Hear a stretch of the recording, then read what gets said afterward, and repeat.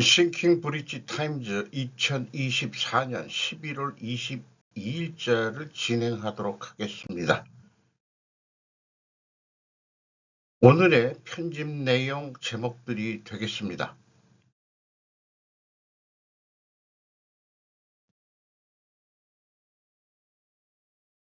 지구의 자성 북극이 러시아 쪽으로 이동하고 있습니다. 그게 무슨 의미죠? 라는 제목으로 페르난도 세르반테스 주니어 USA 투데이에서 보도를 했습니다. 지구의 자성 북극은 현재 영국 과학자들이 이전에 볼 수 없었던 방식으로 러시아 쪽으로 이동하고 있다. 과학자들은 영국 신문 더 타임즈와의 인터뷰에서 북극이 캐나다 북극 해안으로 더 가까워졌다고 밝히며 수세기 동안 북극을 추적해왔다. 1990년대에 대서양으로 표류한 후 러시아 시베리아로 더 빠르게 이동했다. 이런 얘기네요. 북극의 움직임이 중요한 이유는 무엇인가요? 움직임의 원인은 무엇인가요? 원인이 뭘까? 과학적으로 지구의 외핵은 대부분 액체 금속인 녹은 철로 구성되어 있다. 흐름의 방식의 예측할 수 없는 변화로 인해 지구 주변의 자기장이 이동하고 이로 인해 자기장도 이동한다. 이렇게 얘기를 하고 있습니다. 브라운은 더 타임즈와의 인터뷰에서 거대한 차 한 잔과 같습니다라고 말했다. 물의 점도를 가진 뜨거운 액체입니다. 우리가 지축이라고 부르는 게 이동을 한다는 얘기죠. 23.5도가 기울어져 있는 게 이제 그 원인이고요. 또 지축 운동이라고도 얘기를 하는데 그렇게 이해를 했었는데 이제 그 외핵이 철이 녹아 있는 그런 상태이기 때문에 그 뭐 여기 거대한 차 한 잔과 같다 이렇게 또 얘기를 하고 있네요. 그래서 현재 죄송합니다.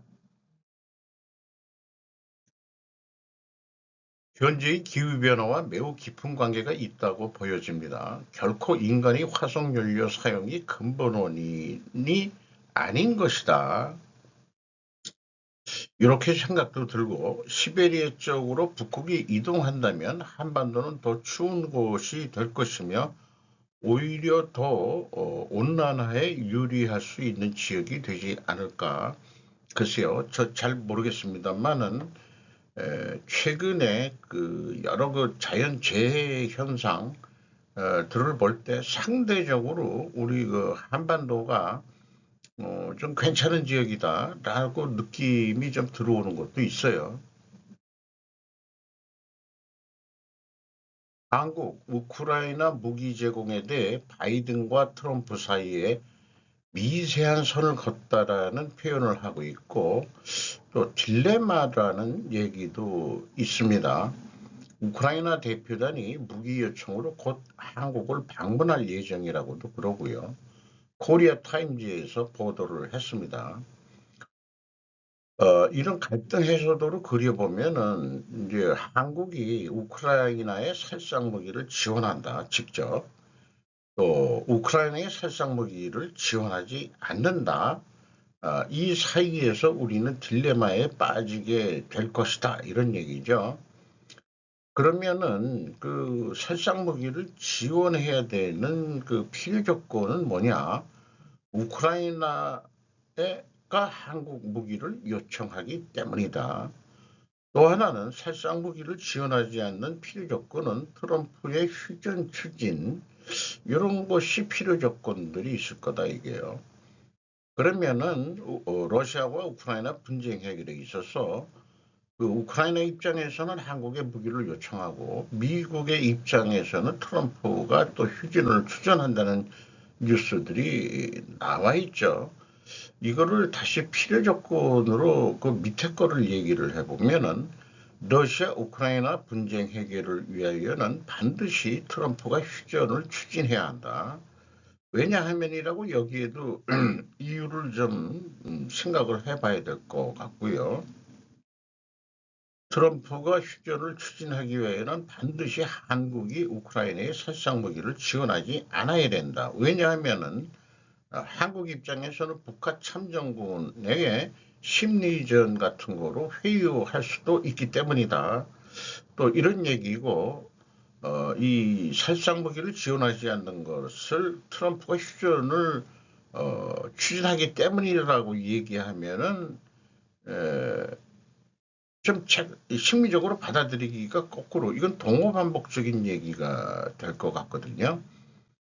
왜냐하면 너무 눈치 보는 것 같기도 하고 참 이런 것들이 좀 어려운데 우리가 이런 심리적 갈등을 이 필요 조건 논리라는 거로 한번 생각해 보는 것도 해서 이런 생각들을 자꾸 좀 해보는 게 저 개인적으로는 좀 어, 어떤 그 논리적인 사고를 하는데 도움이 되는 것 같습니다.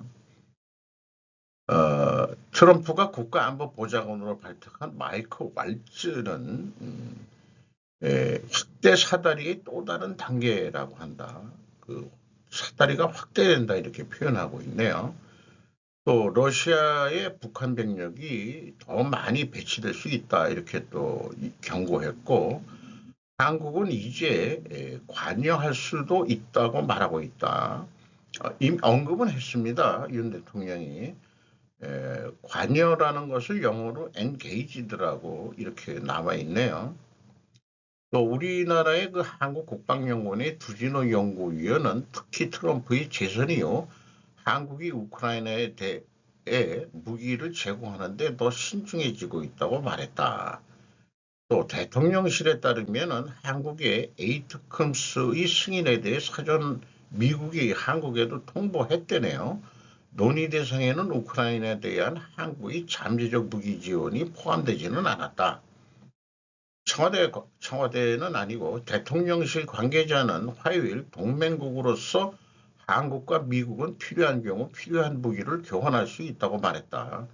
그러나 우크라이나에 관한 결정은 내려지지 않았고 구체적인 논의도 시작되지 않았다.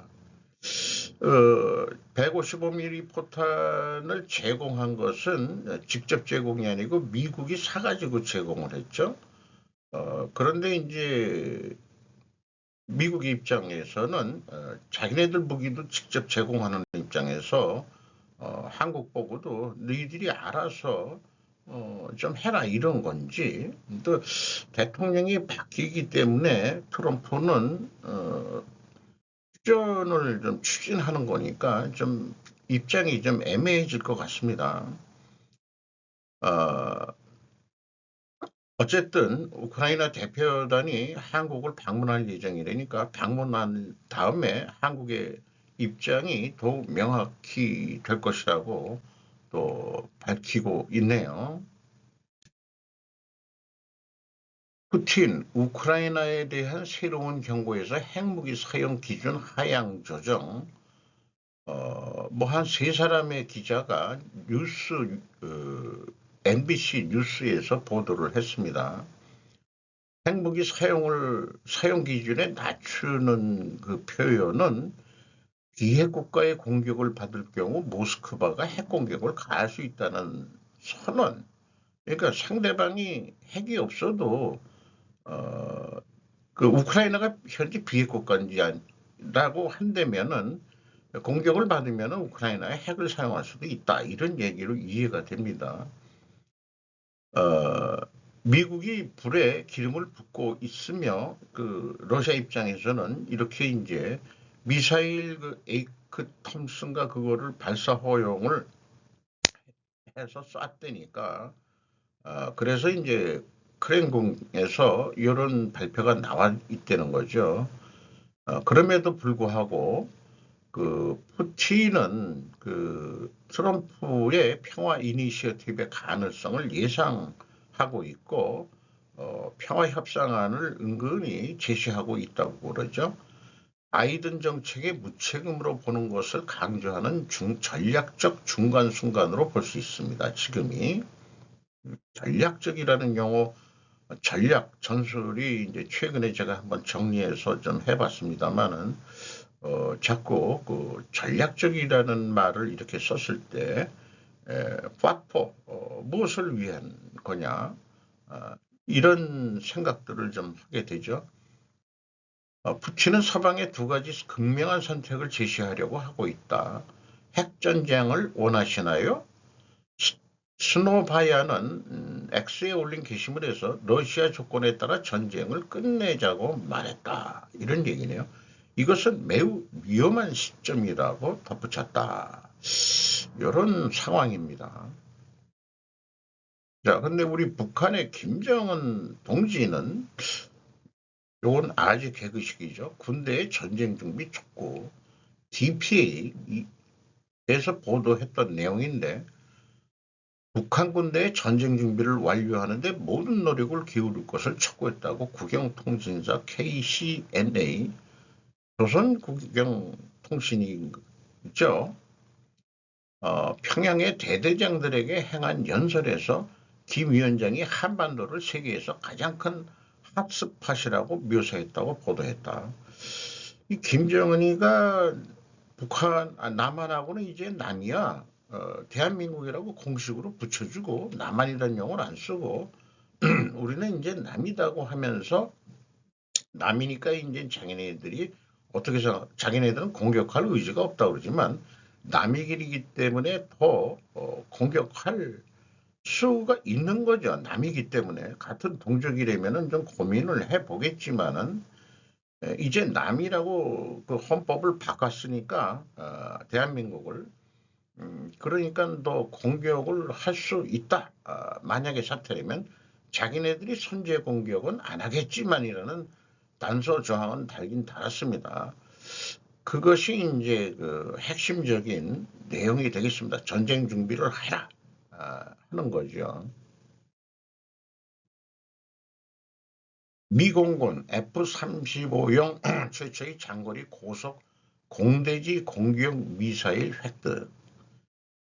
흥미로운 엔지니어링이라고 그 F-35용으로 이렇게 이 SIAW 미사일을 그 노스록 크루먼이 계약을 해서 개발해 가지고 이제 공중에서 공격할 수 있는 초음속 이 공격할 수 있는 이것으로 이제 하기도 하고 또 지상에서 쏜다 그러면 대방공 시스템으로도 쓸 수 있다고 합니다.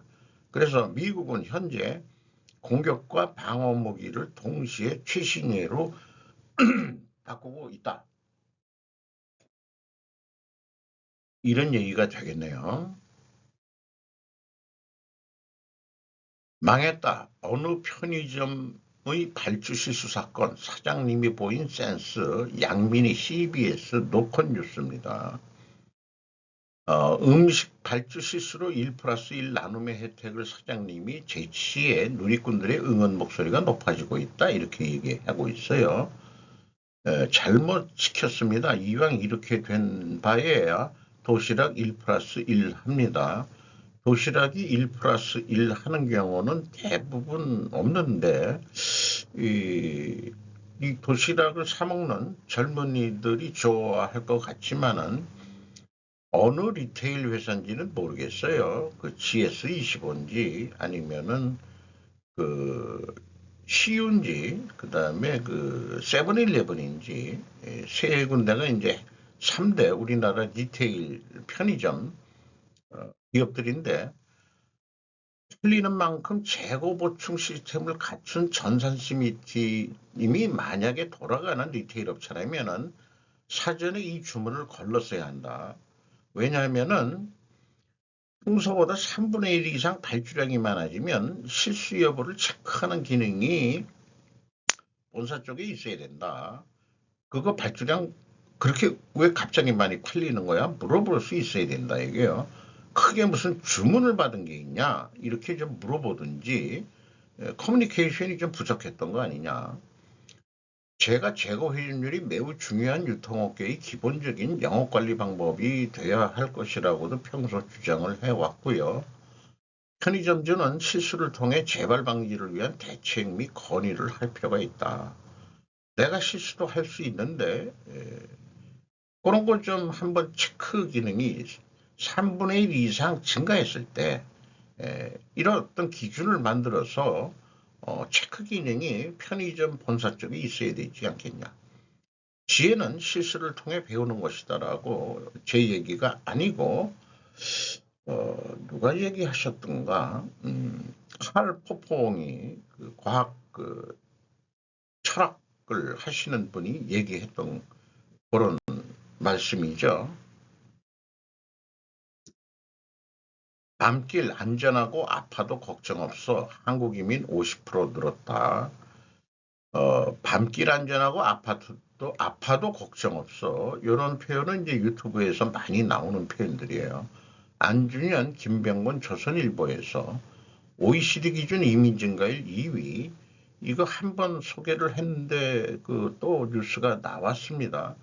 한국이 50.9%, 2023년도 기준으로 이민 증가율이 늘었답니다. 영국이 52.9%로 1위를 했고 유럽으로 한 거하고 영국으로 가는 게 EU 쪽은 다 합쳐져 가지고 뭐 이렇게 할당으로 하고 하니까 다들 거꾸로 지금 영국으로 몰린다는 얘기인데 영국도 골치 아프니까 지금 아프리카 어느 나라하고 협약을 해서 자기네들한테 넘어오는 나라를 어느 나라에서 받아주면은 1인당 얼마씩 돈을 주겠다. 그렇게 또 진행되고 있다고 그러죠. 여기 언론에서 표현한 것은 그 증가율이 그 높은 이유는 일손 부족한 농어촌이 짧게 일하고 귀국할 수 있는 계절 근로자 유입을 확대하기 위해 C4 단기 비자 등을 각종 요건을 완화했다. 이렇게 얘기를 하고 있고 사업장마다 고용할 수 있는 외국인을 정전 9명에서 12명으로 늘리고 1개월 이상 일해야만 고용이 가능했던 요건도 일주일로 완화했다. 최장 3개월 체류 가능한 C4 단기 비자, 8개월 머물 수 있는 E8 장기 비자 발급자가 모두 늘었다고 했다. 본지가 직접 만난 한국 거주 외국인들은 한국의 장점으로 치안, 교통, 금융, 의료, 물가 등을 꼽았다. 11월 17일 한 차례 이미 보도했던 뉴스를 타 기자 2명이 조선일보에서 또 보도를 했는데 재탕에서 보도하는 편집 의도가 뭔지 모르겠어요. 중국 국적 이민자 통계도 여기에 매우 저는 중요하다고 생각합니다. 그 증가 추세를 통제해야 된다고 저는 생각하게 됩니다. 이민이 늘었다는 게 지금 긍정적인 측면으로 한국이 살기 좋아요. 이런 것은 흥미를 끄는 그 유튜버의 표현들이고 조선일보라는 그 대표 언론 매체가 이거 가지고 얘기해서는 곤란하다. 저는 그런 생각이 들어갑니다. 어, 어쨌든 한국의 일손이 부족해서 들어오는 것이 그 법문 내용에도 있지만은 그것을 마치 밤길을 안전해서 아파도 걱정이 없어서 그래서 이민 온다? 아니에요. 다 먹고 살기 위해서 들어오는 거가 근본 원인이 뻔한 얘기를 왜 이렇게 얘기하냐. 그것이 주 목적이고 그것이 전략이고 이민 오는 사람들의 전술 중에 하나는 지금 이렇게 밤길 안전하고 아파도 걱정 없어. 그래서 우리가 전략적인 표현을 좀 해야 된다. 이런 생각을 했죠. 왜 이민이 없냐? 목적이 뭐냐? 그거부터 제목을 써줘야 사람들의 사고방식이 바로 잡히는 거 아니냐. 기자들도 뭔가 좀 논리 연습을 좀 해 주셔야 되지 않겠냐 하는 생각이 들어갑니다. 거기다가 우리 중국 국적의 조선족들 또는 중국인들 동남아도 많이 있겠지만은 그것은 중국에 어떻게 숨어 있는 식민 정책이라고 보고 유의해야 될 거라고 저는 생각을 합니다. 그래서 이거는 17일 날 소개했던 이 제목입니다. 그 중간에 이제 요런 것도 하나 더 있었어요. 작년 외국인 취업 늘자 국내 입국이 출국보다 12명만 많아 6년 만에 최대. 취업 목적 외국인 입자, 요것이 이제 핵심 적 아니겠느냐. 우리나라가 그만큼 돈 벌기가 좋아졌다. 이런 거 얘기했는데 법무부도 생뚱맞게 한류 열풍에 따라 유학생과 연수생이 늘어난 것을 이민자 증가의 주요 배경으로 이렇게 얘기하는 것은 이것은 보조적인 성격이죠. 또 유학생들이 늘어나는 거는 우리 대학들이 이제 우리나라 이 학생 인구들이 주니까 대학을 유지하기 위해서 외국인들한테 외국인이 들어오게 되면은 외국인 학생한테 장학금을 준다기보다도 교육부에서 교육 지원금이 나간다 하는 얘기를 대학 교수한테 들었습니다. 그런 돈을 받고자 외국인들을 또 홍보해가지고 쉽게 들어올 수 있으니까 그 학비를 많이 장학금을 준다는 제도 내지는 또는 부담금이 적는 그런 거로 하니까 이렇게 들어온 유학생들이 한국말을 배우고 또 공부하고 그렇게 되면은 또 이 장학금도 받는다 그러면은 일본이 유학생들한테는 거의 장학금 제도를 이용한다고 그러죠. 그렇게 되면은 친일파가 될 수밖에 없는 거고 한국에 와서 이렇게 하면은 또 친한적인 그런 얘기를 안 할 리가 없죠. 그건 뻔한 얘기다 이런 얘기예요. 어, 이 배경에 있는 연수생이 늘어난 게 한일 열풍만은 아닐 겁니다. 그런 뭐 동덕여대를 남녀공학 뭐 이런 얘기하는 것도 결국 학생 수를 줄여가지고 대학교를 그래도 유지시켜 주려고 안을 내는 건데 페미니즘 여성들이 젊은 여성들이 그런 사고 방식이니까 이걸 근본적으로 애도 안 날 거면서 무슨 여성 전문 상황이 안 되니까 대학교를 운영할 지경을 못 하니까 남녀공학을 안도 내고 그러는 거라고 생각을 합니다. 이거는 이제 상관관계가 있는 얘기예요. 김동연 지사가 수상하다 수상해. 이렇게 이제 우리나라 기사 제목들도 이 선동적이고 그다음에 이제 어그로를 끄는 제목들을 많이 쓰려고 노력을 하네요. 어, 조금 더 수준 높은 제목이 없을까라는 생각을 하게 됩니다. 그래서 그동안에 이 거동을 표현을 했는데 12회 호남 방문 DJ 생가에서 출사표 경기도 요직의 친노 친문 비명계 포진하고 있고 독일에서 김경수와도 만났고 김부겸 라인 포섭을 했다. 윤 대통령의 결단 강조 온화한 이미지 현재 탈피하고 있는 중이다. MB는 청계천 뉴타운 성과로 대권 직행했을 때 김동연 이재명 플랜 B 지금 그런 건 논할 때 아냐라고 이제 뭐 단서는 달았네요. 민주주의 민생 평화의 길을 여는데 앞장서겠다. 이런 얘기는 다 누구나 해요. 평화의 길, 이 평화라는 얘기, 저는 한반도 내에서 평화 운운하는 것은 어, 좀 자꾸 생각을 하게 됩니다. 힘에 의한 평화라는 앞에 달아야 될 겁니다. 아마. 모든 것은 기본에서 시작한다. 어떤 선문단 같은 얘기들을 하고 있고 이런 표현들 더 많은 기회, 더 고른 기회, 더 나은 기회에 대해서 많은 기회, 공정한 기회, 또 베터, 이게 뭘까요? 이 기회가 삶의 질을 높이는 거냐? 음, 자관 애매한 캐치프레이즈로 얘기를 하고 있습니다.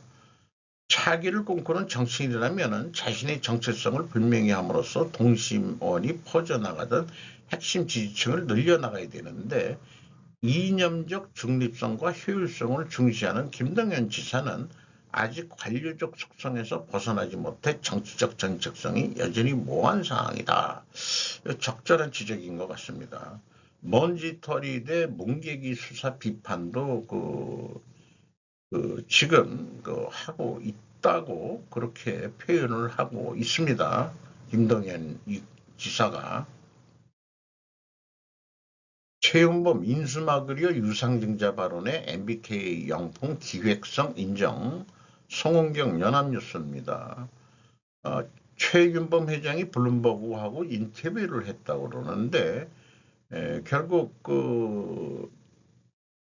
적대적 인수를 막으려고 공개 매수도 하면서 또 처음부터 그렇게 기획을 했다는 식으로 이제 그 표현들을 하고 있어요. 그 다음에 이제 빚이 늘어나니까 이제 유상증자로 해서 빚을 갚는다. 만약 공개적 매수가 없었다면 일반적으로 그 유상증자를 해서 그 차입금을 갚는 방법은 일반 기업들이 많이 하는 방법 중에 하나예요. 근데 이게 공개 매수하고 동시에 기획했다 그러면은 뭐가 위법인지는 저는 그 전문적인 법은 모르니까 그거가 지금 그래서 철회를 하긴 했는데 이 빨간 글씨로 되어 있는 공시가 단순한 행정정찰을 넘어 자본시장의 공정성과 신뢰성을 유지하는 데 필수적인 요소이며 허위공시나 중요 정보의 누락은 자본시장의 신뢰를 무너뜨리는 행위로 간주하고 있다고 덧붙였다. 요거가 이제 MBK 영풍의 그 공격적인 그런 거고 고려엠 측에서는 즉각 입장문을 내고 MBK 영풍이 최 회장의 인터뷰 내용을 짜집기에 취지와 내용을 사실과 다르게 왜곡했다고 반박하면서 법적 대응 조치도 취하겠다. 어떻게 될지. 화상사고 제로. 70년 업력 철강회사는 왜 의류업에 진출했나? 최유정 조선비즈입니다. 대한제강이 만든 워크웨이 작업복 브랜드 아코드, 동료 안전 지키자, 산업벤처에서 시작, 방염복 도입 후 화상사고 제로, 안전의식 고치. 이게 핵심이겠습니다만은 어쨌든 대한제강 그 오노 3세인 오치훈 대표가 직원들의 그 의견을 이게 좀 돈이 많이 들어갈 거예요. 방염을 하는 거니까. 이제 이거를 다른 철강 회사들이 이 브랜드 아코드라는 거를 했는데 좀그 대한제강한테 만들어 달라고 지금 주문이 들어오고 있다는 얘기예요. 대한제강을 또 한번 좀 분석해 보고 싶네요. 각국 순위와 안전체 악수, 총리는 매우 수고했다. 공문서에 기록된 이시바르 시게루 수상의 컨디션 불안, 외무성은 본권은 회답하지 않는다. 문예춘추 온라인에서 보도를 했어요. 이 사진을 보면은 이 팔짱을 끼고 우리 이게 칠레 대통령인데 윤 대통령은 이렇게 이제 예의스럽게 이렇게 하고 있는데 이게 말이 되느냐 이런 얘기인데 지금 그 얼굴도 표정이 안 좋은 게 일본에서 변명하는 것은 강극 기운이 있어 강약을 복용하고 있다. 이렇게 얘기를 하고 있습니다. 한국 대통령 봐라 답답 일 언론 윤과 비교하며 총리 맹비난 논란은 등 장면 TWIG라는 우리나라 뭐 언론 매체가 있는 모양이에요. 잠깐 이런 상황이 있었는데 또 앉아서 외국 정상하고 악수를 했다 하는 그런 사진도 있었습니다. 컨디션이 이시바가 요즘 국내 중요한 선거에서도 패배를 했고 완전히 얼굴이 환자 얼굴 같은 얼굴이긴 합니다. 윤 대통령은 뭐 심각한 얼굴로 페루 대통령은 뭐 찍히는 걸 알아서 그런지 웃음을 짓고 있고 남자 둘 옆에서 이런 얘기네요. 이치로 겨우연명 한국 전세계 꼴찌 초유의 굴욕 심성미 한국경제 코스닥 시장의 상장사 5곳 한 곳은 벌어들인 수익으로 이자도 내지 못하는 상태가 3년 이상 지속된 이른바 좀비 기업으로 나타나고 있다. 이런 기업들을 왜 퇴출 안 시키느냐 이런 얘기인데 나스닥만 하더라도 이렇게 퇴출 기업이 많고 그다음에 이제 그 신규 진입하는 그 상장되는 회사보다 한국은 많긴 하는데 이게 적다 이렇게 또 얘기를 하고 있는 것 같아요. 코스닥 상장사가 1771개 업체가 현재 돼 있는데 이자 보상 비율 한계기획이 363개 업체랍니다. 본 영업이익이 이자도 못 내고 있다 이런 얘기죠. 비율이 20.5%랍니다. 이자 보상 비율 그래서 이런 얘기가 나왔기 때문에 제가 스로퍼 분석할 때 이자 보상 비율을 소개를 하고 있죠. 1배 미만이면 영업이익으로 원금은 고사하고 이자조차 낼 수 없다는 의미다. 이렇게 이제 그 이자 보상 비율에 대한 설명, 이런 게 이제 처음 기사를 보는 독자들을 위해서 기자들의 어떤 아주 훌륭한 매너고, 우리가 그 경제 상식을 올리는데 도움이 되는 그런 것들이에요. 우리가 모르는 용어들을, 전문 용어들을 언론 기사에 그냥 써가지고 그 독자들이 너는 무식한 놈이니까 내 기사 안 봐도 돼. 이런 기사들이 많아요. 장관, 그게 문제긴 할 것 같습니다. 김학균 신영증권 리서치 센터장은 좀비 기업은 코스닥 시장의 대외 신뢰도를 깎아먹고 소액주주의 피해를 키우는 주범이니까 이 금융위원회가 한국거래소가 상장 폐지 요원과 절차를 좀 더 개선하는 방안을 연내에 발표할 계획이라는 것도 소개는 하고 있네요. 미국과 중국은 동남아시아의 유일한 옵션이 아니다.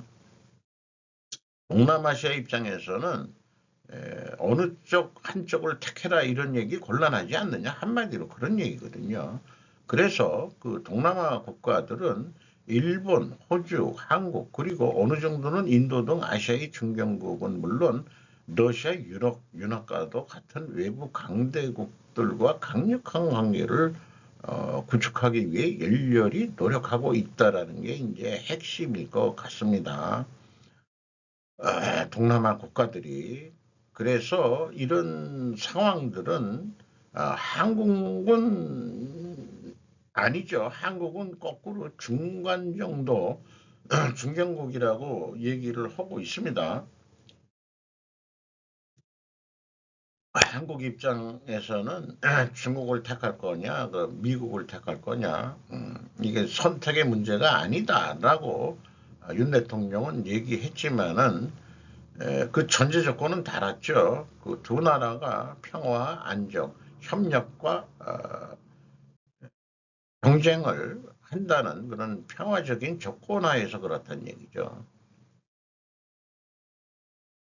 민주주의에 맞지 않은 일본인의 국민성이라고 했는데 그 본문 내용을 잘 들여다보면은 그게 뭐 우리나라에도 적용해도 거의 틀리지 않는 그런 내용일 것 같습니다. 츠카하라 야스히로라고 메이지 대학 정보 커뮤니케이션 학부 교수랍니다. 자기 주장을 억제하고 주변의 분위기를 잇는 국민성. 여기에 일본 서구의 어떤 그 이론이나 분석의 수법을 일본의 데이터에 적용시켜봐도 어딘가 치고하고라는 말이 있는데 가닥가나로 되어 있는데 이 뜻은 솔직히 잘 모르고 검색해 보기도 좀 그렇더라고요. 나라마다 사회 규모이 다르기 때문에 국민성 차이가 나는 것은 있을 수 있는 얘기 같긴 하지만은 일본의 현재 정치와 돈 문제나 유권자의 정치 불신을 봐도 납득이 될 것이다. 그러나 민주주의가 제대로 돌아가려면은 한 사람 한 사람이 평등하다는 것을 자부하면서 자신의 의견을 갖고 그것을 주장하는 것이 필요하다라고 이제 언급을 하고 있고요. 그런데 일본에서는 이게 왜 잘 안 되냐? 애초에 자기 주장을 못하면 논의를 통해 보다 정책을 만들거나 타협점을 찾으려 해도 첫 단계에서 좌절하게 된다. 그래서 청와적인 정책이 오히려 선거민에 대한 큰 부하가 걸린다. 뭐냐면 여당이나 야당이나 다 들어보면 청와적인 좋은 말만 평화 아까 뭐 김동연이도 얘기를 한 게 있습니다만은 뭐 많은 기획 이렇게 추상적인 얘기들만 하면은 선거민이 거꾸로 큰 부담이 된다. 배제까지는 아니더라도 인간관계에서 경랑을 일으키지 않고 타인에게 보여지고 있다는 압력을 우선해 다수파의 의견에 맞춰버리는 경향 또한 일본의 국민성입니다. 남이 하면은 그냥 거기 따라가는 추세다 이거죠. 여당뿐만 아니라 야당도 마찬가지여서 그 정책들을 그렇게 이제 두드러지게 나타나는 게 없다.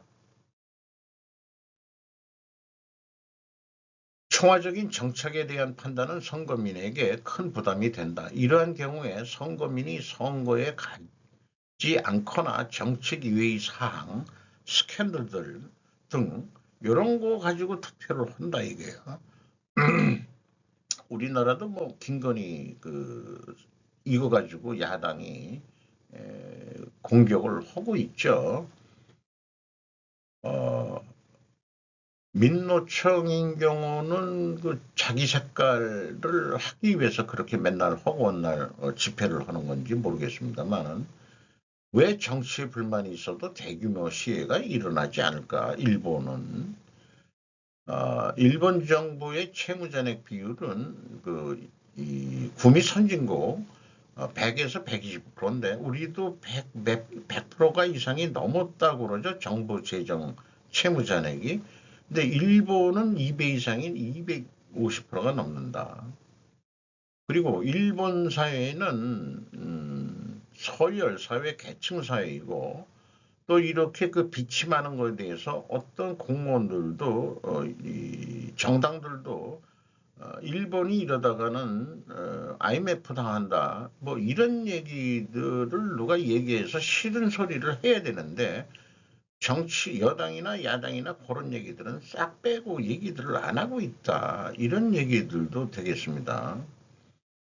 그래서 그 사회의 각 지위에 오른 사람은 다소의 흔들림은 있어도 그 지위에 걸맞는 역할을 할 것이라고 대체적으로 실제적으로 그렇게 하고 있다고 하는 신념을 일본인은 가지고 있다. 이런 생각을 하니까 일단 젊은 나이에 국회의원에 대해서 맷선 해가지고 이게 정치도 이제는 그 가문으로 그 연결되는 것 같은 일본 사회는 그런 게 이제 아버지가 국회의원 해 먹었으면 아들도 그거 가업을 잇는 것 같은 그런 얘기들이 이제 나오고 있죠. 그래서 이 교수는 대안은 제시하고 있습니다. 일본의 민주주의를 개선시키기 위해서는 역사적으로 일본에서 국가가 크게 변할 때가 메이지 유신과 패전이었는데 외적 요인 때문에 변했었다. 그러니까 방금 얘기한 대로 이대로 가다가는 IMF에서 대출을 받는 조건으로 고통과 변화를 수반하는 경제 및 재정 건전화 정책을 수용할 수밖에 없을 거다. 이런 얘기고 개선책의 하나로서 학교 교육을 통해 민주주의의 기본을 확실히 뿌리내리게 하는 것입니다. 정책을 정치나 정당과는 분리하고 순수하게 그 정책의 의미나 효과를 학교 교육 속에서 논의하는 것을 습관화해야 할 것이다. 이것은 제가 최근에 이 전략과 전술에 대한 패러다임 전환을 한번 선언했는데 이 정책을 전략으로 바꿔 얘기해도 됩니다. 정책을. 이 국가적인 전략에 대해서 학교에서 정치나 정당과 분리해가지고 그 정책의 의미나 효과에 대해서 전술까지도 이런 것도 학교에서 논리 교육이 좀 필요한 거다. 우리나라도 이거는 마찬가지라고 생각을 합니다. 중국은 증가하는 부채 위기에서 스스로를 구할 수 있습니까? 피터 자이안. 죄송합니다. 중국 정부는 중국 지방정부의 부채 재융자를 지원하기 위해 막대한 계획을 발표했습니다. 매독 위안인가, 몇 조 위안인가. 지방 정부는 수익원이 많지 않기 때문에 더 이상 딸팡이 없을 때의 SOL입니다. 정부 자금 조달 차량 LG FV라고 되어 있는데 본질적으로 부채를 숨기고 있다. 현재 중국 GDP의 약 절반에 해당하는 8조 달러가 넘는다. 따라서 숙이고 있는 부채가 따라서 국가 정부의 발행이 아마도 2년 동안 도움이 되겠지만 장기적으로는 문제를 해결하지 못할 것이다. 이런 류의 뉴스들이 언급들이 좀 됐었습니다. 전 세계가 중국의 부채 부담이 실제로 어떤 모습인지 이해하면 외국인 투자자들이 언덕을 달릴 것으로 예상할 수 있습니다. 중국을 빠져나올 것이다. 이런 얘기가 되겠네요. 그리고 중국이 직면한 다른 모든 문제와 함께 이번 조치는 경제 침체를 향한 여정의 또 다른 한 단계가 될 것이다. 이런 얘기가 되겠네요. 이상 마치도록 하겠습니다.